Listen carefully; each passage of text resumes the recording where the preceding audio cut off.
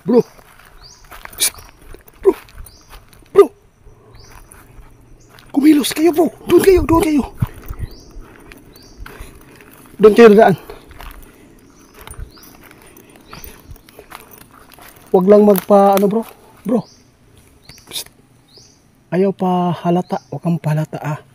Parang bisita lang tayo dito. May bagong dinaanan guys. Oh. Sa wakas nandito na tayo. Parang mingaw man guys.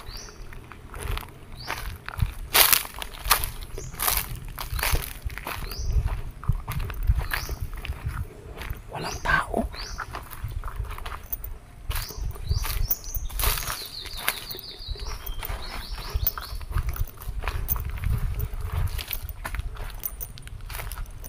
Ay, may tao. Salamat guys. Ayo. Ayo. May tao guys.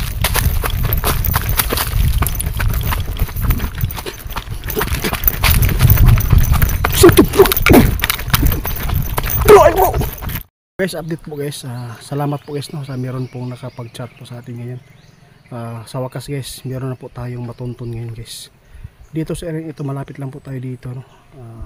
Nasa baba lang po yung may-ari po ng bahay. Pupuntahan po natin kasi po mayroon nakapagsumbong. Sila po daw ang kapakanan po kung bakit po dumadami yung aswang. Sila po muna yung uunahin natin, yung mga bigatin, kasi po sila po talaga yung nagpaparami ng mga demonyo, ng kampon po ng mga diablo. Kaya ganyan, samahan nyo kami, tatlo kami, Dodong at saka si Ramil. Sugurin po natin yung kubo niya doon, bahay kung saan po sila po yung nagyaya na pakainin ng isang tao, tapos nilagyan pala nila ng para maging aswang po ang isang tao. Kaya tara na. Ito na po yung area guys. Ang lugar na ito po yung tinatawag na Sitio Nabok. Sitio Nabok. Sa baba lang ito guys. Medyo may kalayuan pa. Matirik lang. Dahan-dahan lang kayo doon. Bro. Oo. Malapit lang po tayo sa kasada guys. Yung kasada nandun po sa taas.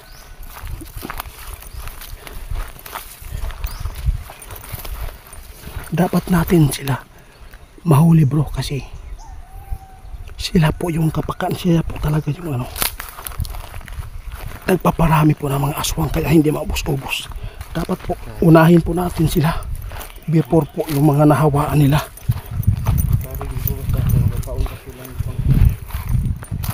Nagpasalamat po tayo no kay Bariti.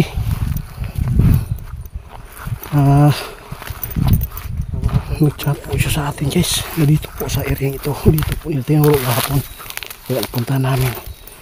Hindi lang po siya nag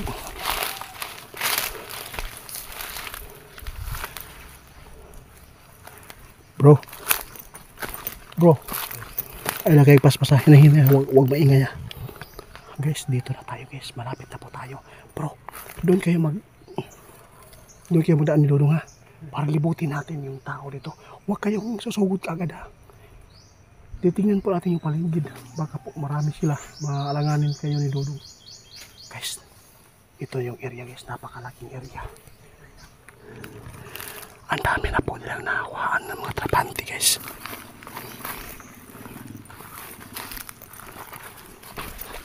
Libutan namin yung bahay.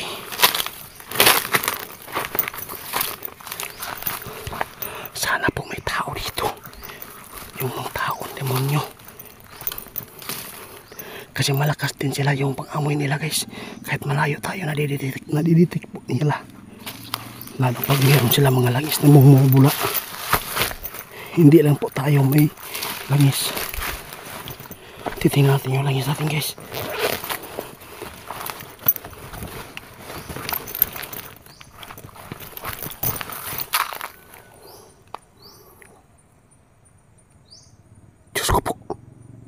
Sobrang lakas guys, malapit naman tayo sa bahay.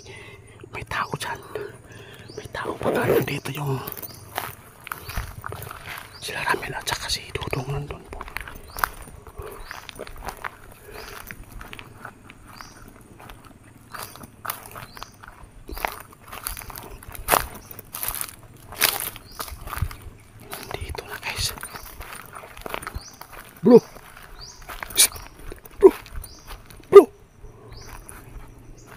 Labas kayo po. Doon kayo, doon kayo.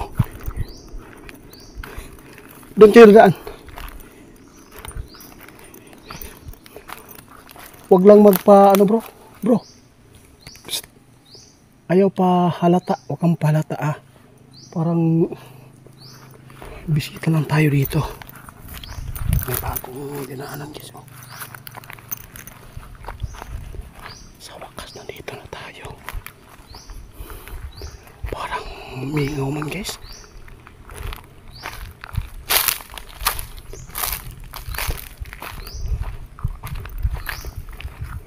Walang tao.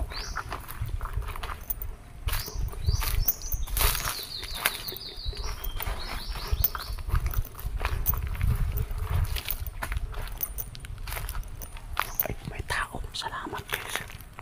Ayo. Ayo.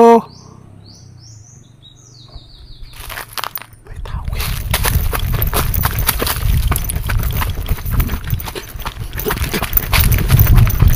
Sito bro.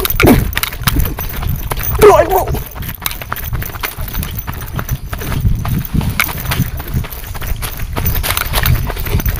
Ito yung mas mong guys.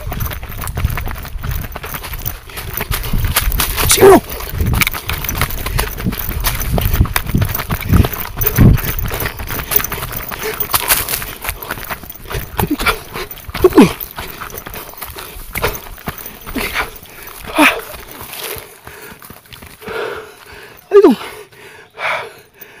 Tuwan ako.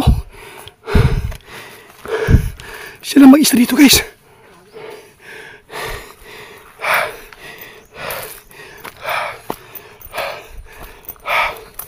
Ay Diyos ko po. Ay dito. Huwag ka mag-isa.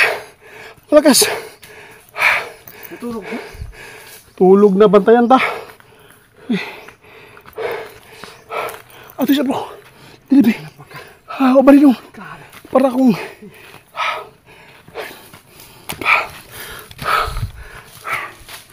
buwan akong mamatay guys. Sa hingal. Napakabilis po tumakbo. Napakaganda po yung lugar nila dito.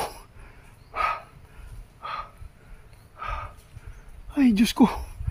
Grabe, napakalakas guys. Hindi tinabla ng orasyon ni Ramil. Mag-isa lang po siya dito. Nadidetect po niya pa tayo. Kasi hindi ko ipinapahalata na siya po yung pakay natin. Sige lang guys. Sa susunod guys. Wala bro. Sa susunod guys, balikan natin dito guys. Magkunwari tayo. Sa susunod balikan natin. Magkunwari tayo na pulubi. Maghingi tayo ng pagkain. Kasi po para makapag-prepare sila sa pagkain na inihanda nila sa atin po. Tapos maglalagay po sila ng panghawa para makita po ninyo yung gagawin po nila sa isang tao para mahawaan. Abangan po nyo guys. Hanapin natin dito bro. Grabe kanindot sa ang lugar bro eh. Grabe, napaka bilis niyang tumakbo.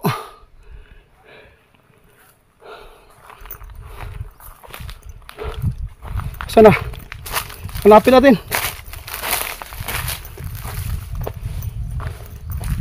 Wala ido. Sulinder ka na lang kaibigan. Oh? Ha? Asa man? Asa may kubo dyan? Asa?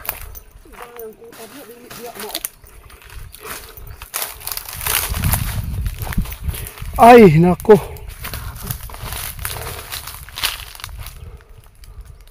Ha? May kubo dyan. Tama bro. Ati ka pa din na mo ito hindi turo nila. Imposible bro, namlaka pa. Di, napakabait po yung tao na yan. Followers natin yan. Tumutulong po siya guys, yung followers natin guys.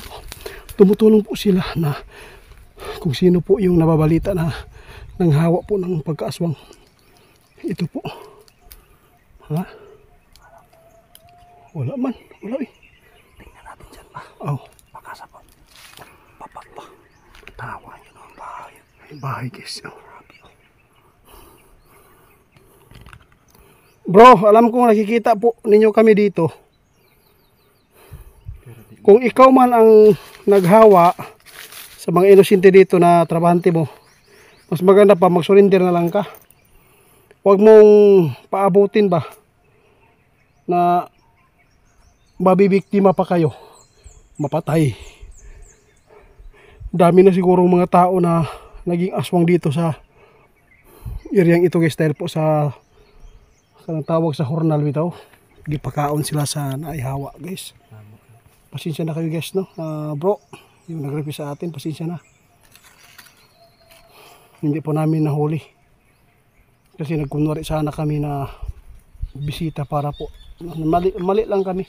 Sana po no, hindi na po kami dapat sana no, naghintay tayo na yayain tayo na pakainin para nakatago man to. Bangin no.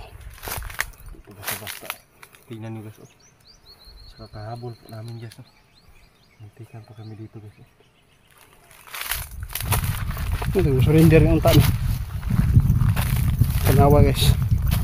Basta kapuya guys sa mga pagukod.